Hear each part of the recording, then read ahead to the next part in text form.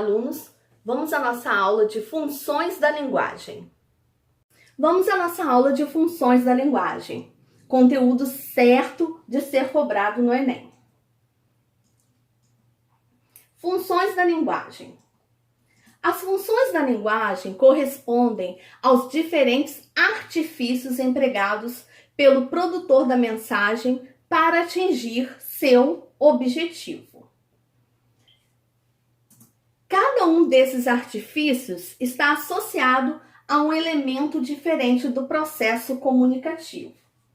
Nós, seres humanos, necessitamos de estar em constante comunicação com o nosso semelhante. Essa comunicação ocorre através de um processo no qual estão sempre envolvidos alguns elementos. E quais são esses elementos? O primeiro elemento é o nosso emissor. O emissor é o que emite a mensagem. Ele é o responsável por elaborar o texto. O emissor é quem comunica, solicita, expressa seu sentimento. O próximo elemento é o receptor. É o que recebe a mensagem. O próximo elemento é a mensagem. É o conteúdo transmitido pelo emissor. Consiste aí no próprio texto que se transmite. O próximo elemento da comunicação é o código. É o conjunto organizado de signos utilizados na transmissão e recepção da mensagem. Aí nós temos como código a língua portuguesa, né? Quando, por exemplo, usamos a arte, a imaginação e a criatividade, é o uso muito comum do código não verbal, que é a pintura, gestos e etc. O próximo elemento da comunicação é o referente. É o conjunto de informações que compõem a mensagem. Pode ser entendido como o assunto que a mensagem se refere, ou seja, tudo aquilo que está relacionado a ela. O próximo elemento de comunicação, tão importante quanto os outros, é o canal. Canal é o meio pelo qual circula a mensagem. Por exemplo, rádio, TV, internet, a nossa voz que nós utilizamos para transmitir a mensagem. Então, os elementos da comunicação nós temos a mensagem, que é o nosso texto, o emissor, o produtor, o escritor, o falante, o receptor, o destinatário, o leitor, o ouvinte, o código, por exemplo, a língua, o canal, que é o meio de vinculação, e o referente, também chamado de contexto, é o assunto e a situação. Como todo ato de comunicação, a comunicação verbal também depende de um contexto que possibilite a verbalização. O emissor verbaliza pensamentos, emoções e fatos criados ou sugeridos por uma determinada situação. Ao ser verbalizada, a mensagem revela suas funções, e estas funções variam de acordo com o que o emissor pretende comunicar. Vamos à nossa primeira função, função referencial ou denotativa, também chamada de informativa. Foca-se no contexto. Costuma ser a mais utilizada entre os falantes, pois é por meio dela que se reportam fatos, dados da realidade, procedimentos pedagógicos, questões históricas. É a linguagem das notícias de jornal, dos livros científicos. Uma linguagem objetiva, direta e denotativa. Nela, geralmente, prevalece a terceira pessoa do singular.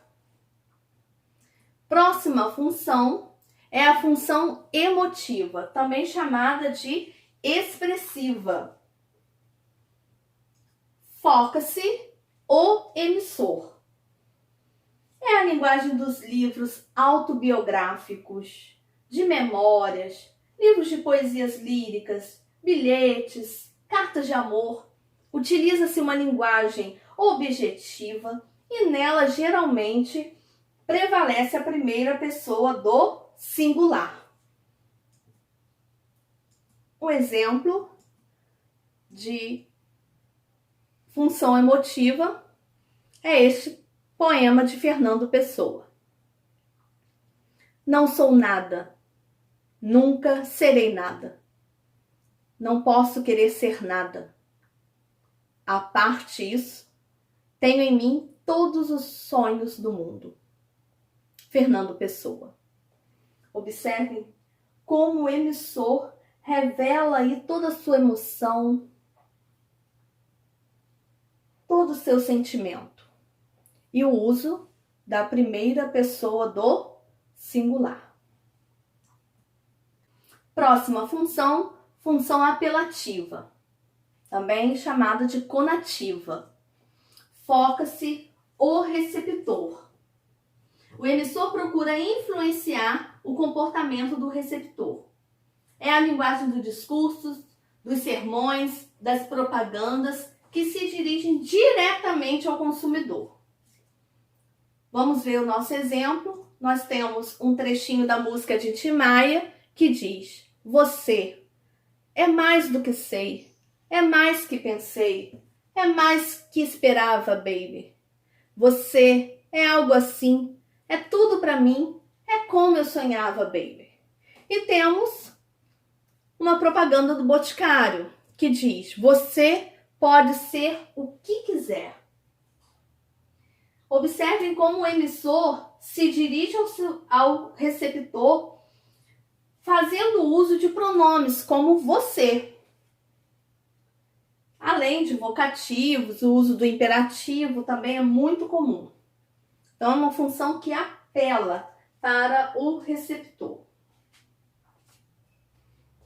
Próxima função, função fática. Foca-se o canal da comunicação. Tem como objetivo prolongar ou não o contato com o receptor, ou até mesmo testar a eficiência do canal. Vamos ao exemplo.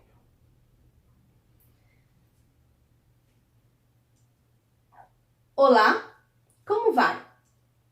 Eu vou indo. E você, tudo bem? Tudo bem. Eu vou indo, correndo. E você? Tudo bem. Eu vou indo em busca de um sono tranquilo. Quanto tempo? Pois é, quanto tempo? Um trechinho de Paulinho da Viola. Observem que essa função fática, ela é carregada de expressões como: olá, tudo bem? Alô, entende? Isso é característico dessa função. Função fática. Próxima função, função metalinguística. Foca-se o código. É o uso da linguagem para falar dela própria. Vamos observar o poema de Carlos Drummond de Andrade. Poesia. Gastei 1 hora pensando um verso que a pena não quer escrever. No entanto, ele está cá dentro, inquieto, vivo. Ele está cá dentro e não quer sair. Mas a poesia deste momento inunda minha vida inteira. Carlos Drummond de Andrade. Observem que a poesia fala da poesia. A função metalinguística prioriza o código. Então, é comum encontrar esse tipo de função nos verbetes de dicionários, em filmes que comentam o próprio filme, em poemas que tematizam o fazer poético, em crônicas que abordam a produção de uma crônica, por exemplo. Próxima função, função poética.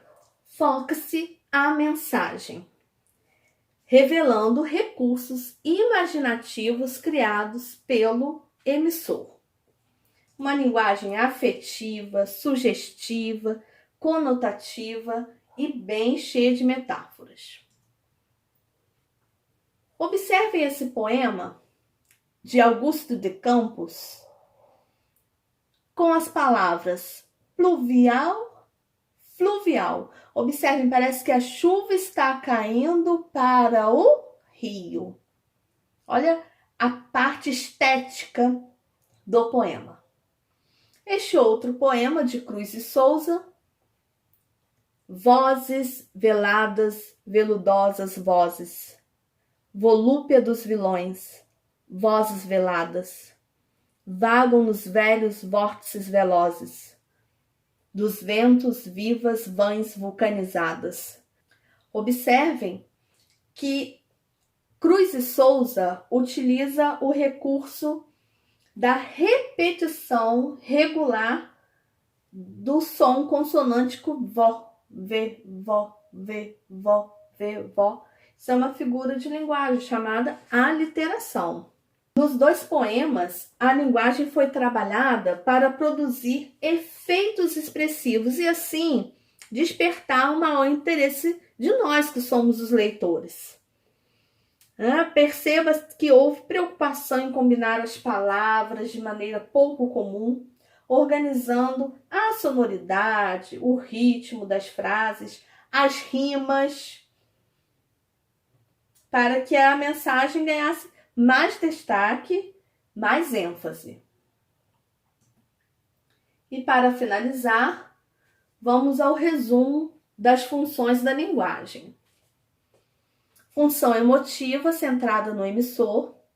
Função conativa, centrada no receptor. Função referencial, no contexto ou referente.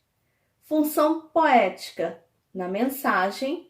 Função fática, centralizada no canal. Função metalinguística, no código. Obrigada. Até a próxima, pessoal!